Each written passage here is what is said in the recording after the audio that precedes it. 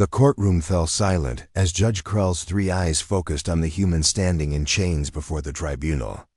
Marcus Kane stood straight, despite the energy shackles binding his wrists, his brown eyes meeting the alien magistrate's gaze without flinching. Around him, representatives from a dozen species whispered in their native tongues about the unprecedented case. Marcus Kane of Earth. Judge Krell's voice resonated through the chamber's translation matrix. You stand accused of destroying a Galactic Council mining station, resulting in the deaths of 47 beings. How do you plead? Marcus's jaw tightened. The mining station had been strip mining a colony world, where human refugees had been trying to rebuild after their homeworld's destruction. The Council hadn't cared about the displaced families or the delicate ecosystem they'd been nurturing. Back to life. I plead guilty to destroying your station, Marcus said, his voice carrying clearly through the vast chamber. But I don't regret saving those people. A collective intake of breath rippled through the gallery. Humans were still new to the galactic community, having only made contact 15 years ago. Most species viewed them as primitive upstarts, barely worth notice except for their stubborn refusal to follow established protocols. Judge Krell's mandibles clicked in what Marcus had learned was annoyance. The court acknowledges your plea. Given the severity of your crimes and your species' tendencies toward violence, this tribunal sentences you to exile on Kepler-7. The name sent a chill through even the most hardened criminals in the gallery. Kepler-7 was a death world in every sense, a planet where the Council sent those they wanted to forget. No one had ever returned from its hostile surface. The transport leaves at dawn, Judge Krell continued. May whatever gods you worship have mercy on your soul, human, because Kepler-7 will not. As the guards moved to escort him away, Marcus caught sight of a young Valen female in the gallery. Her silver eyes met his for just a moment, and he saw something unexpected there, not fear or disgust, but curiosity. Maybe even sympathy. The transport ship Final Judgment was a cramped automated vessel designed for one-way trips.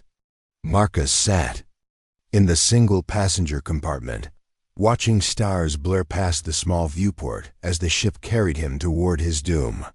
The AI pilot's voice crackled through static-filled speakers. Arrival at Kepler-7 in 12 hours. Prisoner will be provided with basic survival kit upon planetfall.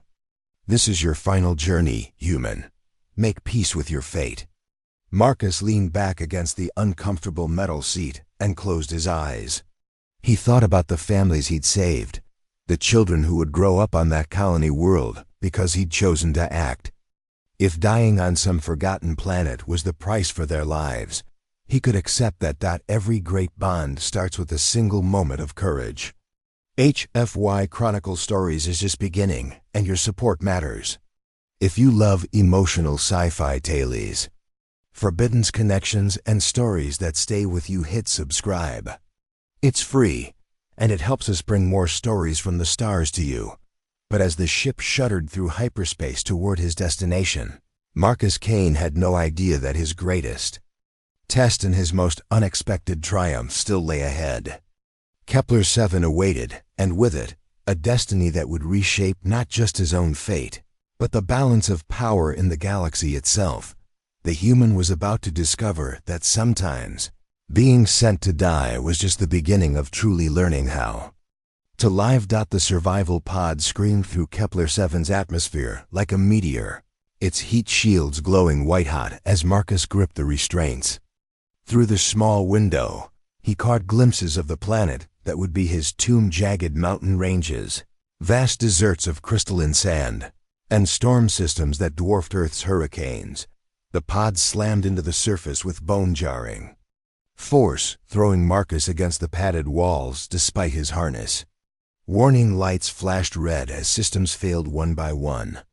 When the emergency seals finally hissed open, the planet's alien atmosphere rushed inbreathable, but thin and metallic. Tasting. Marcus stumbled out onto ground that looked like shattered glass.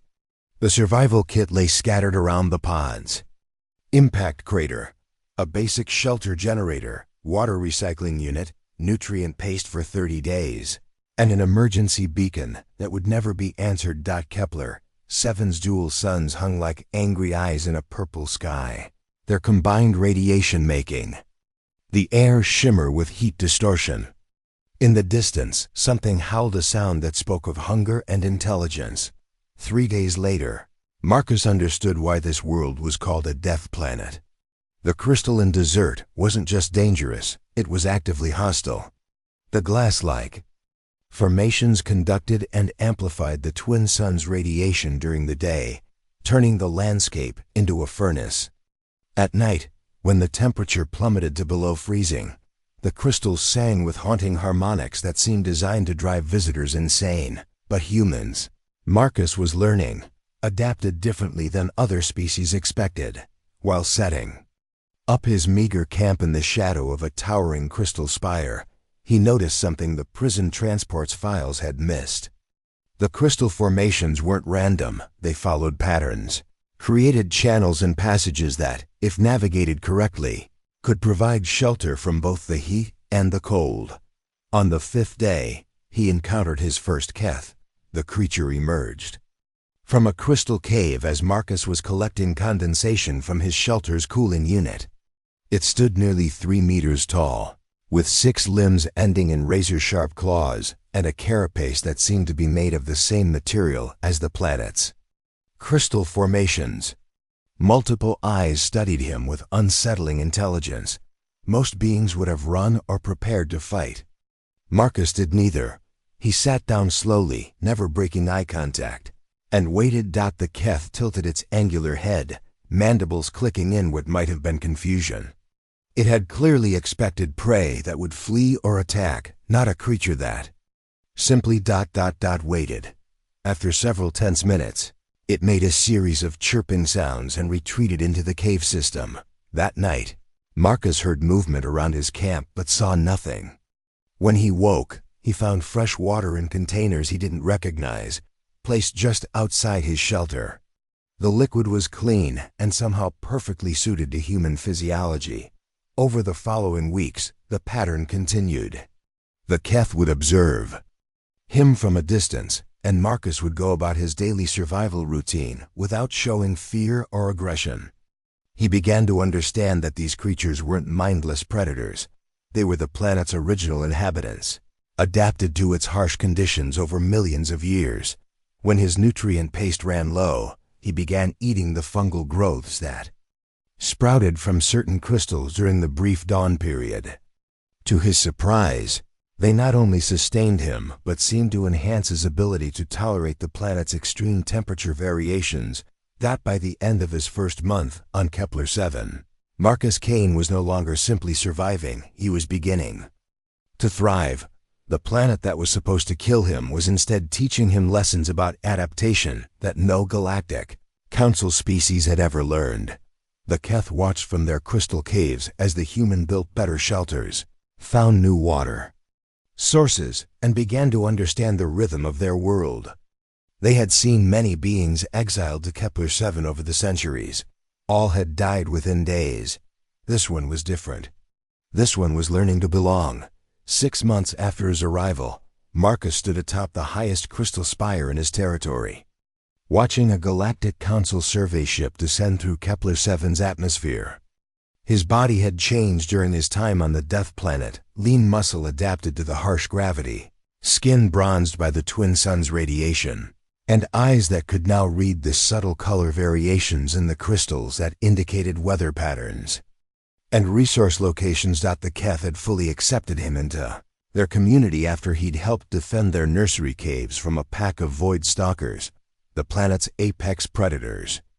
What the Council didn't know was that Kepler 7's deadly wildlife was actually a complex ecosystem with its own rules and hierarchies. Marcus had learned to navigate both. The survey ship landed in the same crater where his pod had crashed, and 3 figures in environmental suits emerged. Marcus recognized the lead figure's gait before the helmet came off. Commander Vos of the Council Guard, the same officer who'd overseen his transport to this world. "Impossible," Vos muttered. his forearms gesturing at the thriving settlement. Marcus had built in partnership with the Keth. Crystal structures rose from the desert floor in perfect harmony with the planet's natural formations, channeling energy from the twin suns and protecting inhabitants from the worst of the temperature. Extremes. Marcus approached the survey team without weapons, flanked by two Keth who moved with the fluid grace of apex predators. The aliens in environmental suits instinctively reached for their sidearms. "I wouldn't," Marcus said calmly. "They consider quick movements toward weapons as a challenge. And trust me, you don't want to challenge a Keth on their home ground." Voss's translator struggled with the clicks and harmonics that Marcus wove seamlessly into his speech. He'd learned to communicate in the Keth's native language, something the Council's xenolinguists had declared impossible due to the sounds requiring non-humanoid vocal structures. "Marcus Kane," Voss said, his voice tight with disbelief, "you were sentenced to death on this world."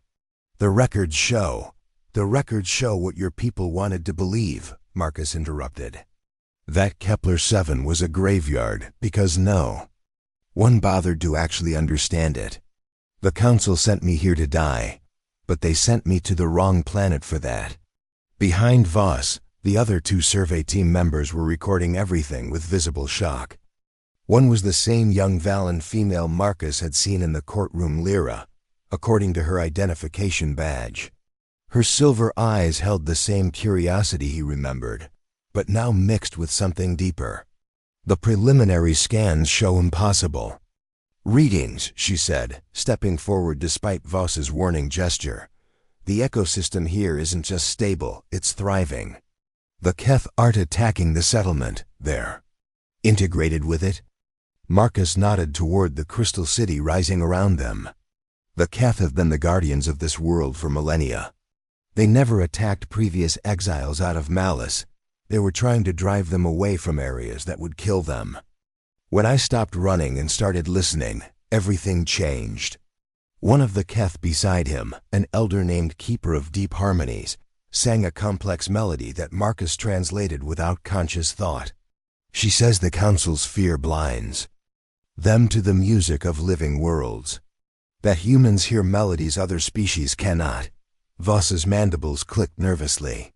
"This changes nothing.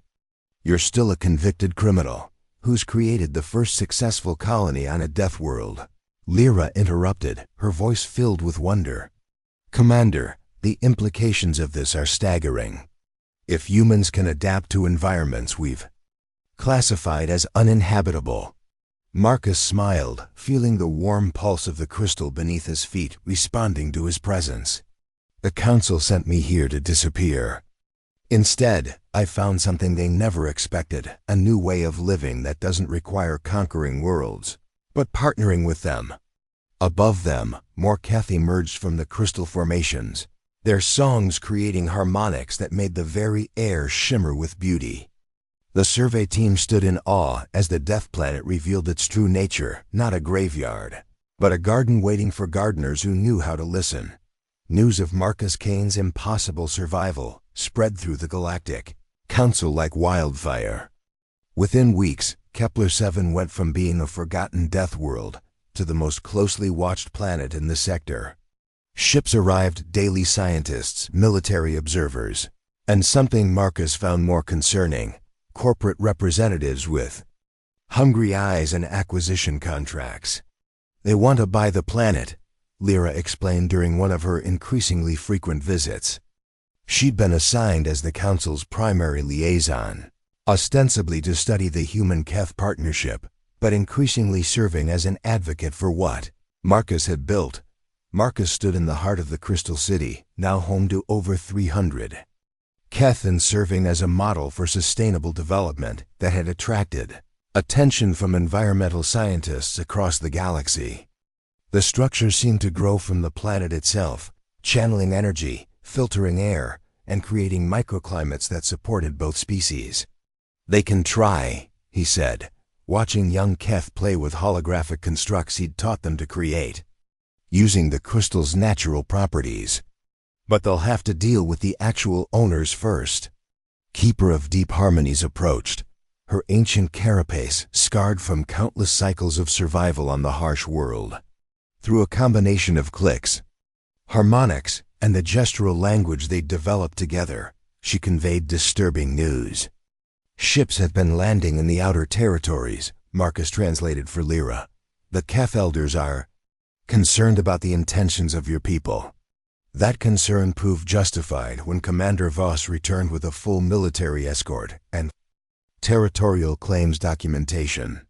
The Council had decided that Kepler-7's transformation from Deathworld to valuable real estate warranted proper administration under established galactic law. "You've done remarkable work here, Kane," Voss said, his tone suggesting he thought quite the opposite. "But this world contains resources too valuable to leave in the hands of primitives and criminals. The Council is prepared to offer you full pardoning and resettlement to any world of your choosing in exchange for your cooperation in the transition." Marcus looked around at the beings he'd come to call family Keth, who had shared their deepest songs with him, taught him the secrets of their crystal cultivation, and trusted him with the care of their young. The idea of abandoning them to Council exploitation made his blood boil. "And if I refuse?" Voss's smile was cold. "Then you'll be removed as an impediment to legal development. The Keth will be relocated to appropriate reservations where they can be properly cared for." That night, Marcus walked the Crystal Gardens with Lyra, both of them knowing it might be their last peaceful moment together. The Valen scientist had become more than a liaison. She'd become someone who understood what they'd built here, someone who saw the beauty in the harmony between species. "There might be another way," she said quietly, her silver eyes reflecting the bioluminescent patterns of the crystal formations. "The Council's authority depends on recognition of their territorial claims. But what if Kepler-7 was an unclaimed territory? What if it already had a recognized government?" Marcus stopped walking.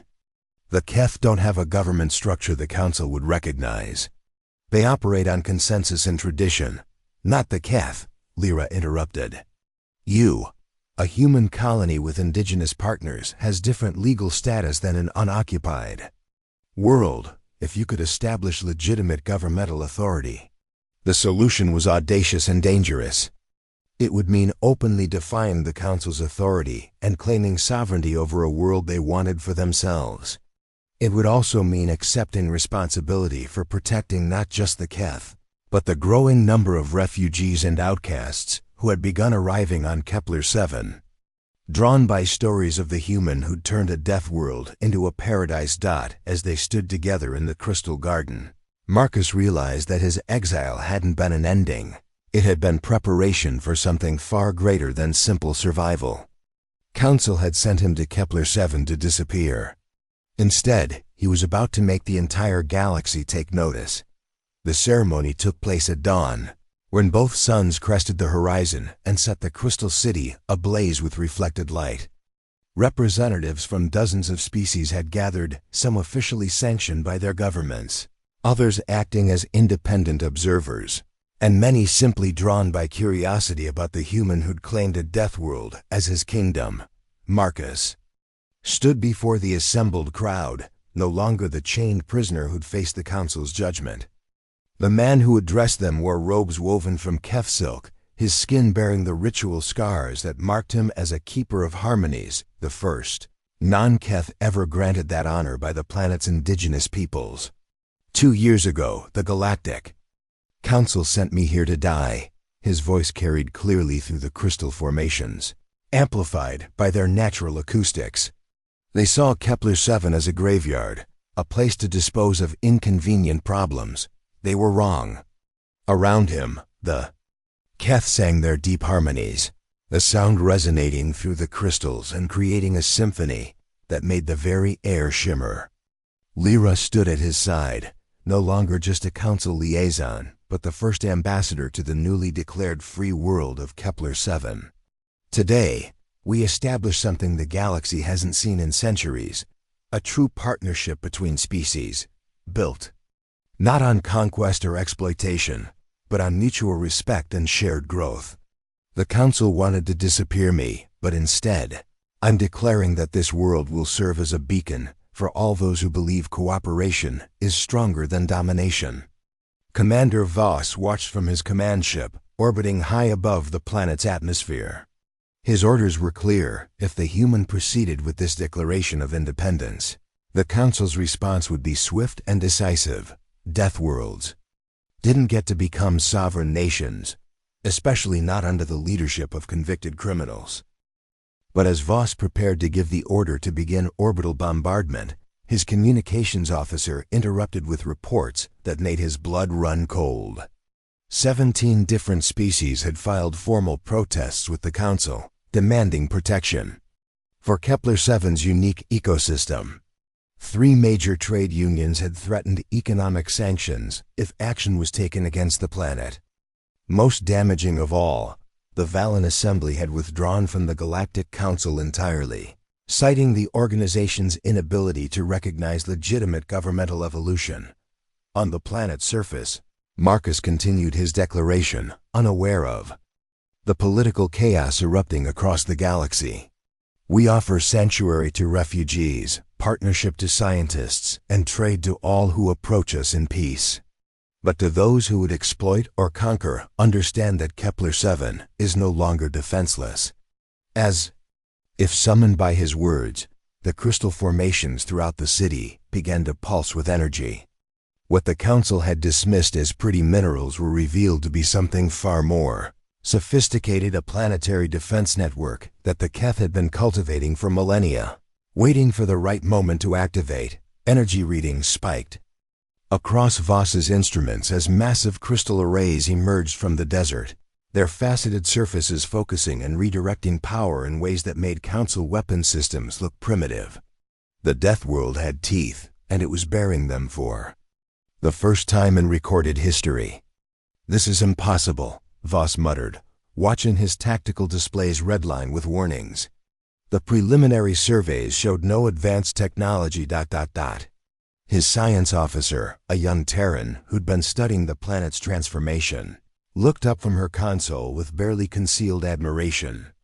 Sir, I don't think it's technology as we understand it. It's evolution, the planet and its inhabitants developing together over millions of years. The human didn't conquer Kepler-7. He learned to become part of it. Back on the surface, Marcus raised his hand to the assembled crowd. The Council sent a human prisoner to a death planet, expecting him to disappear into history. Instead, they gave birth to something new: a world where species don't just coexist, but thrive together. Welcome to the free world of Kepler-7. Welcome to the future. The ceremony ended with a song that blended human voices with Keth harmonies, a melody that the crystal formations carried across the planet and out into space itself. It was a declaration that could be heard by every ship in the system, a message that spoke of transformation, partnership, and the incredible things that could happen when someone refused to accept the limitations others placed on them. The human prisoner was gone. In his place stood Marcus Kane, first elected leader of humanity's newest colony and the galaxy's most unlikely success story. The Council had wanted him to disappear, but instead, he'd made an entire world appear on the galactic stage and changed the balance of power in the galaxy forever. The Death Planet lived, and so did the future it represented.